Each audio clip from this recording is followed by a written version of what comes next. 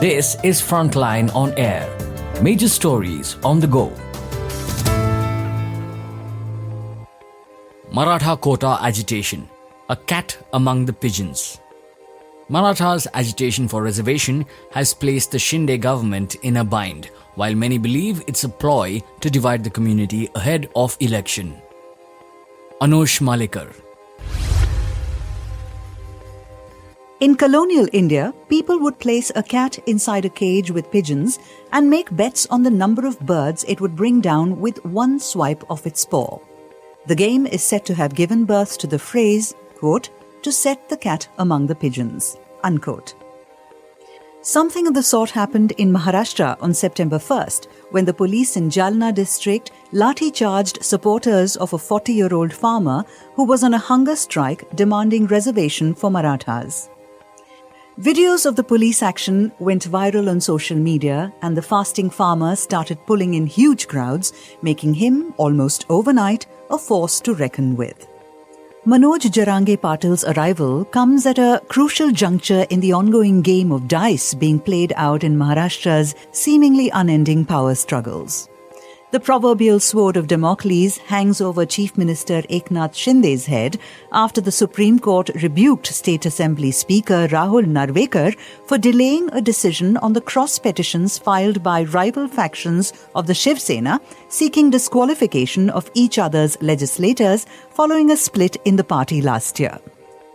Shinde stands to lose the crown by the year-end if he and his MLAs, who formed a new ruling alliance with the BJP in June 2022, get disqualified.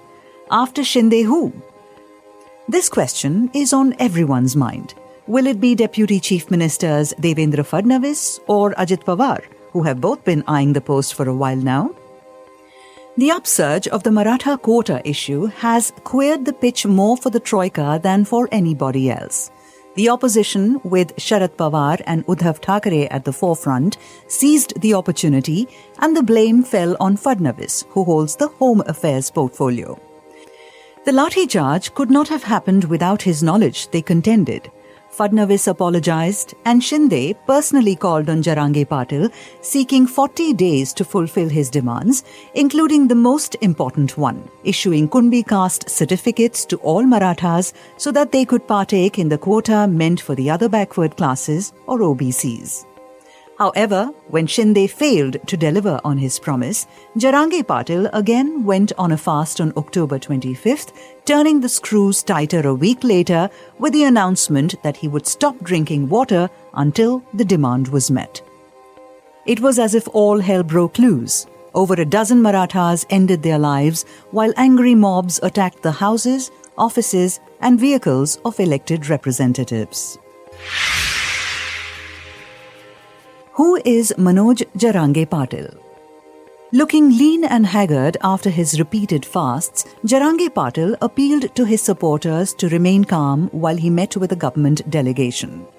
He ended the fast on November 2nd, but not before warning the government to grant blanket reservation to all Marathas within 2 months. If not, and we quote, the Marathas would show their strength on the borders of Mumbai like farmers did on the borders of Delhi during the protest against farm laws, he threatened. The unassuming farmer, who belongs to the drought-prone Marathwada region, said he would soon undertake a tour of the state. Just 2 months ago, Jarange Patil was an unknown entity from Antarwali Sarati village in Jalna district's Ambad Tehsil. He was known as the founder of the little-known Shivba Sanghatna and is said to have sold his land of around 2 acres to fund its activities, mainly protests, over the past 15 years. His only apparent claim to social standing is the honorific Patil, which hints at past glory of ancestors who were village heads and served as the original linchpin of administration at the ground level before the arrival of democracy. Mention his name and most people are quick to point out that he's a fatka manus, meaning flat broke, who has only a matriculation certificate. He is originally from a village in Beed district but settled in Jalna district many years ago. Married with 4 children, Jarange Patil is not involved with any political party now, although he was a district youth president for the Congress until 2004. Over the years, he kept up a demand for financial compensation and jobs for the immediate kin of Maratha youths who died by suicide during reservation protests. But even at its peak in 2016, the Maratha quota agitation lacked a face. It is that void that Jarange Patil now appears to have filled. The majority of his community members still struggle to survive as marginal farmers, especially in drought-prone Marathwada. As one Maratha leader pointed out, only a few hundred Maratha families are politically powerful or successful in business or trade. Migrating to cities actually meant a further disadvantage since they lacked education or essential skill sets, and they ended up at the lowest end of the socio-economic ladder. A survey by the Center for the Study of Developing Societies, CSDS, in 2014 found only 3% of rich Marathas among the sampled families. This was nothing new, but clearly unacceptable to the Marathas even in the 1960s, when Punjab Rao Deshmukh, a prominent leader from the Vidarbha region, who was agriculture minister in the first cabinet of Jawaharlal Nehru, suggested that, quote, Marathas are firstly farmers, then warriors, unquote, and appealed to them to, quote, forget the sword, unquote, and, quote, embrace the Kunbi identity, unquote.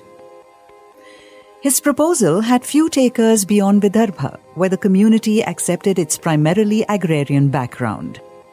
There were those who held that the Marathas were a landed caste with an ancestral link to the Sisodia Rajputs, so they were warriors, unlike the native Kunbi tillers.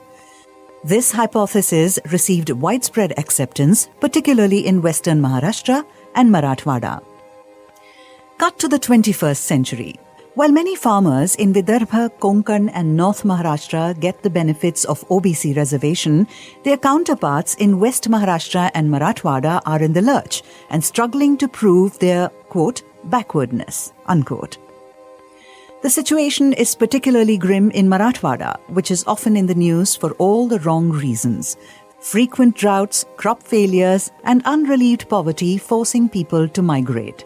Of course, there is the rare heartening news when a Suraj Yengde becomes a scholar at Harvard or an Avinash Sable gives the Kenyans a run for their money in the 3,000-meter steeplechase.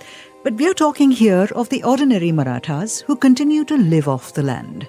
Jarange Patil may be hogging the media limelight at the moment and the state's top politicians lining up for an audience with him, but will the focus last? There is a feeling of despair, especially since the Maratha Kranti Morchas came a cropper.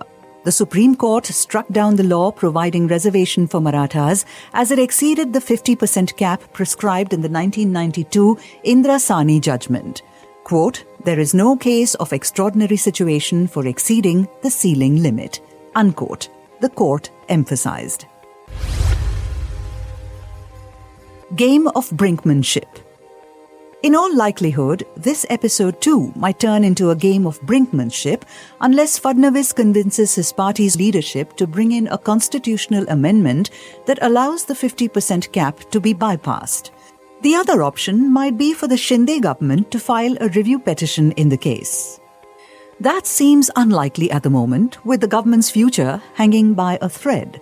The Supreme Court has declined Narvekar's proposal to extend the disqualifications case until the end of February 2024, asking him to decide on the Shinde side by December 31st and on the Ajit Pawar group by January 31st. Fadnavis did try to counter the skeptics by saying Shinde would not be disqualified. Quote, even if he gets disqualified, we will get him elected to the Legislative Council and he will retain the Chief Minister's post. The next election is going to be contested under his leadership only, unquote, the Deputy Chief Minister told a Marathi news channel on October 29th. Fadnavis himself has been at the receiving end of Maratha ire since the police lathi charge. To make matters worse, his party's official website posted a video compilation of his select statements during the run-up to the 2019 Assembly election that included a clip of him repeatedly screaming, quote, "Mi punha yen," unquote, or I will come back, hinting at a comeback to the helm of the state. This evoked sharp reactions even from his allies, as it came on a day after Shinde and Fadnavis visited Delhi on October 26th amid the uncertainties over the chief ministership and the Maratha agitation. A piqued Fadnavis now alleged that his opponents were targeting him because of his caste.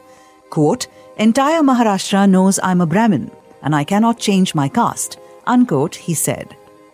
Jarange Patil retaliated.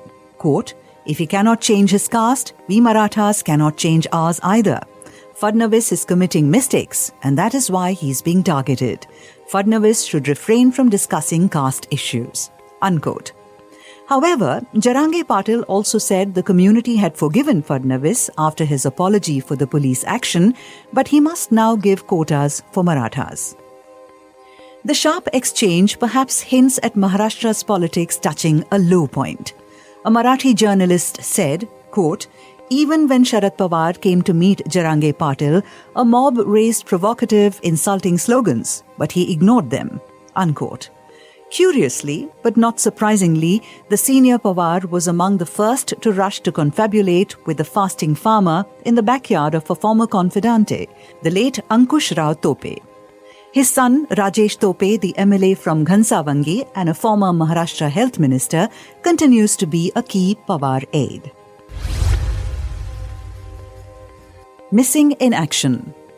In the ongoing political upheaval, the only actor missing was Ajit Pawar. It was left to his faction leader Praful Patel to clarify that the deputy chief minister was diagnosed with dengue and resting. The rebel nephew went quiet soon after the Shinde-Fadnavis visit to Delhi to confer with Prime Minister Narendra Modi and Union Home Minister Amit Shah. Ajit Pawar claimed to have no knowledge of the meeting. Quote, "They did not ask me," unquote, he said. It was left to his mother, Asha Tai Pawar, to spill the beans. Quote, "Ajit Pawar is not well and feeling weak. He's loved by the people, but who can foretell the future? Everybody wants Dada to be the chief minister. I'm 86 years now. He should become the chief minister before my eyes. Let's see," unquote, she told media persons on November 5th after voting in the Gram Panchayat elections at their native Katewadi village in Baramati Tehsil. Nishikant Bhalerao, a senior journalist from Marathwada, believes the genie is out of the bottle, although it is difficult to say who uncorked it, and more importantly, to say who will benefit from the shenanigans of the past few months. It could be Shinde, perhaps. He has been in regular touch with Jarange Patil, visiting him at least 4 times so far. Quote, "Ever since their parties split, there is public sympathy in favor of Sharad Pawar and Uddhav Thackeray here in Marathwada, but Shinde too is a Maratha," unquote, Bhalerao said. According to Bhalerao, a part of Jarange Patil's appeal stems from the, quote, "anger and discontentment," unquote, among ordinary Kunbis against the established Maratha families. Quote, "There is a feeling that this is the final battle. After this, nothing. There will be no future for our kids," unquote, he said. But can Jarange Patil pull it off?